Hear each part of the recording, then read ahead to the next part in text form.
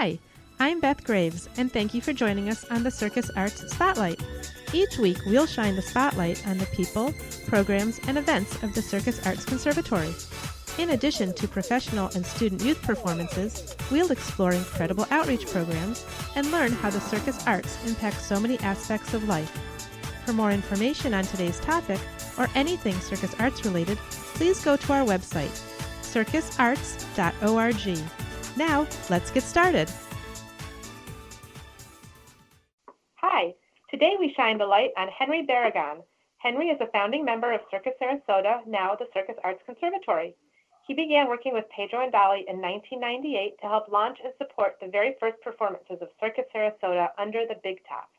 Henry comes from a circus family and spent many years working with the Ringling Brothers and Barnum Baily Circus. And we're so happy to have him here today. So hi, Henry. Hi, thank you for having me. So let's get started with, if you could tell us about your background. You were a performer. I said that you were from a circus family. If you could tell us all about that. Yes, both my parents were from a circus background. In fact, I was born on the road on Christiani Brothers Circus. Playdate, York, PA, my birthplace. Oh, wow. My father from Mexico performed the cloud swing and hand balancing. A pioneer of the cloud swing, he originated many of the tricks that are done today. Performing all across North and South America, including Santiago, Chile, he performed for Ringling Brothers Circus. So some of the people listening might not actually know what the cloud swing is. Do you want to explain what that is?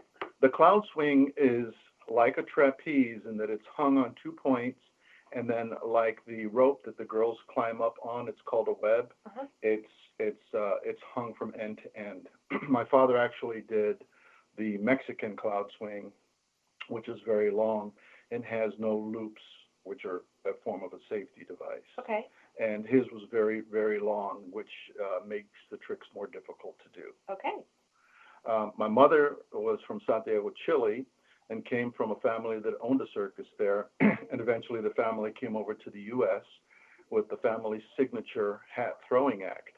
The hats were cone-shaped, weighted at the base so they could be thrown a good distance for the other act members to catch with their heads.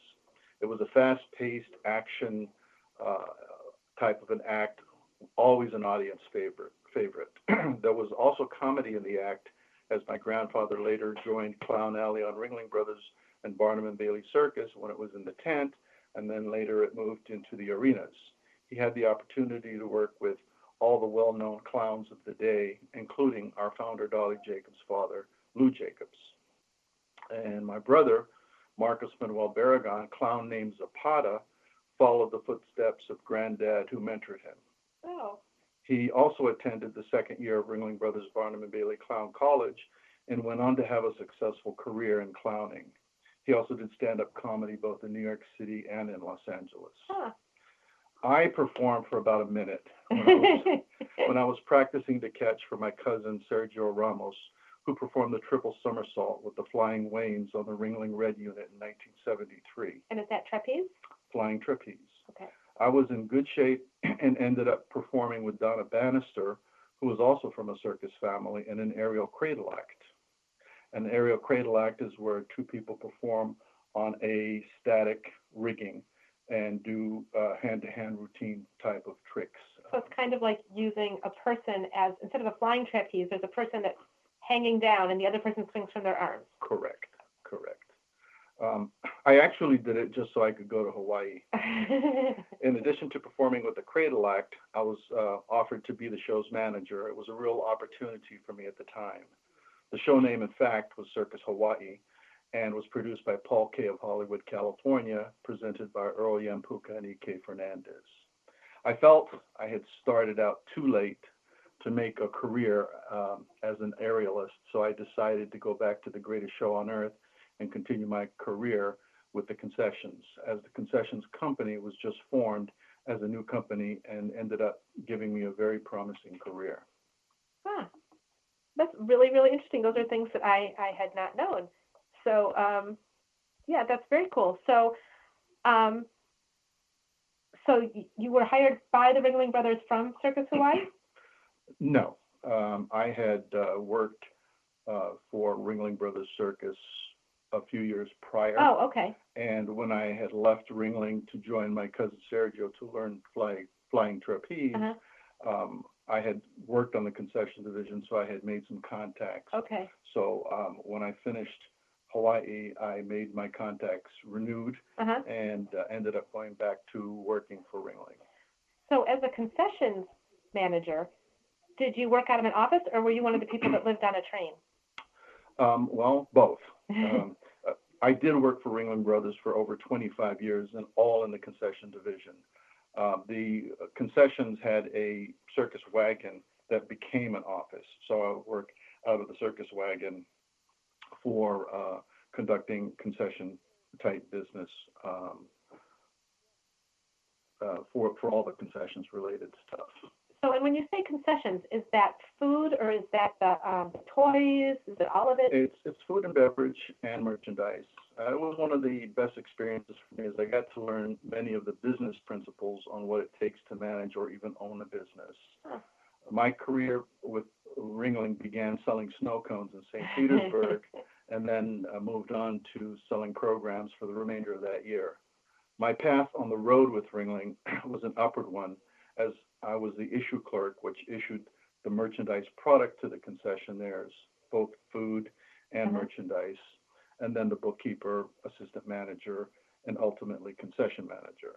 But that's my life on the road with Ringling. Okay. I also worked in the warehouse distribution center in Jessup, Maryland, as the warehouse distribution manager, where we issued, we shipped container loads or semi-loads of merchandise to Ringling Brothers Circus, also Disney on Ice, which is a Feld production, those types of shows. So we would handle full trailer loads, we would ship by rail, we would ship by air, both the domestic and the international. I also, from there, moved on to the corporate offices, which then were in Washington, D.C. They later moved to Vienna, Virginia, as the national sales manager for the concession division, where I would travel to the shows and do sales training and work with the concession managers for marketing and sales techniques and ideas that we would use for the concessions division.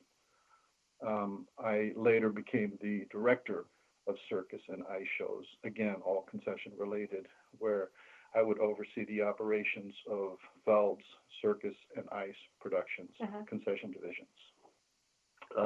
I later then came back to Florida, which I ended up working in the Venice winter quarters, doing the refurbishment of all the concessions equipment for domestic and international divisions.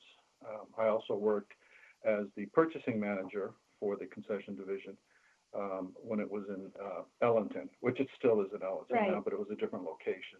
Now they're at the Feld Studios. Right. So were you one of the people that gets to choose, not as far as, well, actually, food and drink and the toys and things? I was very involved. But did you get to choose, like, what was sold? Like, did you get to try all the different toys? And yes, we would have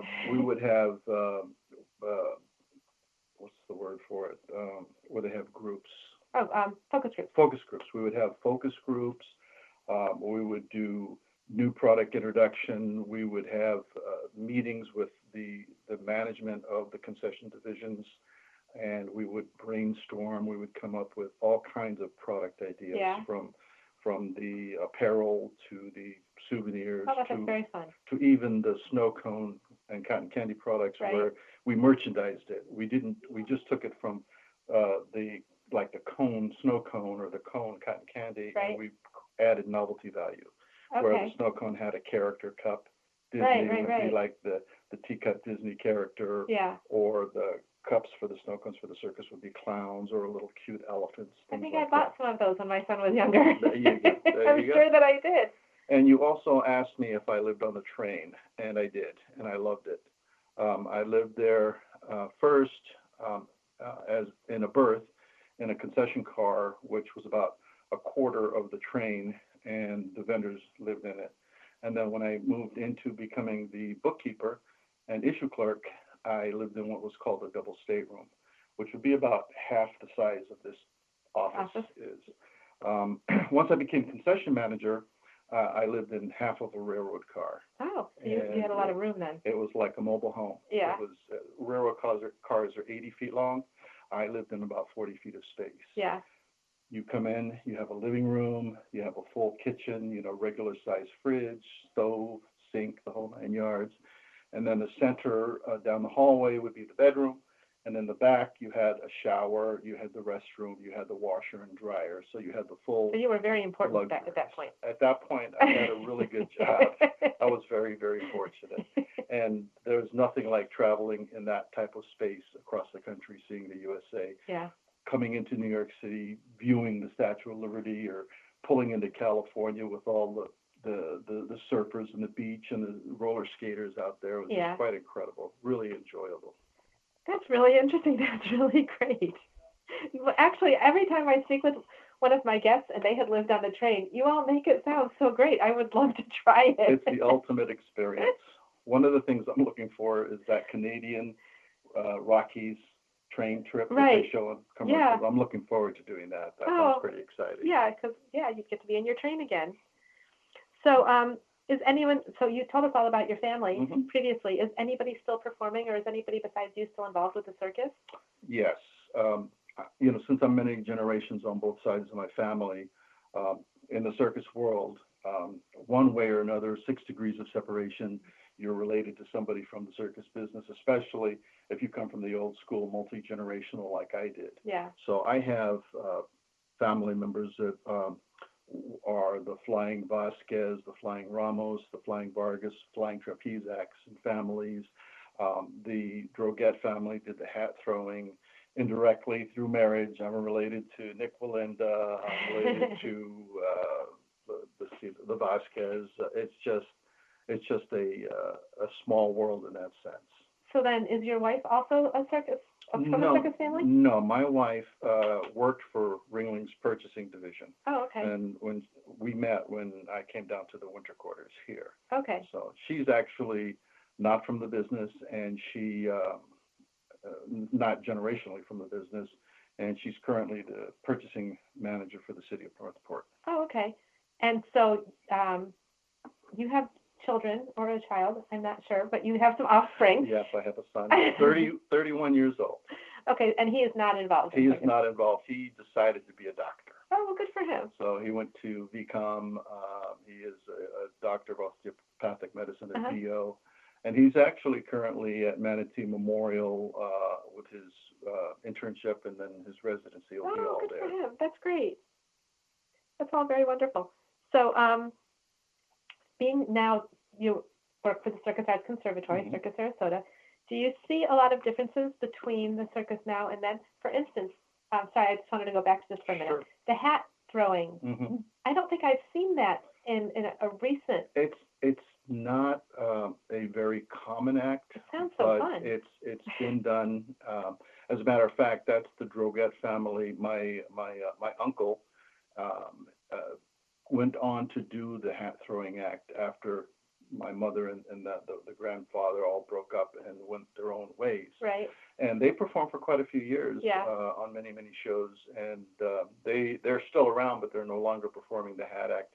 As many generations go by and circus families have other opportunities, they tend to move in those directions sometimes, and that's kind of what's happened. But that is an exciting act. That would be a crowd. I'm gonna have to Google that. Pleaser. After. Yeah, we'll find it. But yeah, so do you see a lot of differences between the circuses now and then? Absolutely. As with other art forms, circus has advanced in many ways while receding in others. Animals were a centerpiece of many circuses in the past, primarily the exotic animals, where today the movement is to move away from wild and exotic animals. Cirque du Soleil actually reinvented circus a few years back, and today with exotic animals no longer being embraced, we will have to usher another opportunity to reinvent circus once again. Okay. I see human artistry at the forefront of modern circus, with technology playing a big part as well. For example, Circus Roncalli in Germany just presented a circus with holograms of animals life-size in the ring, and it was quite spectacular. So that appeals to circus goers that still remember the exact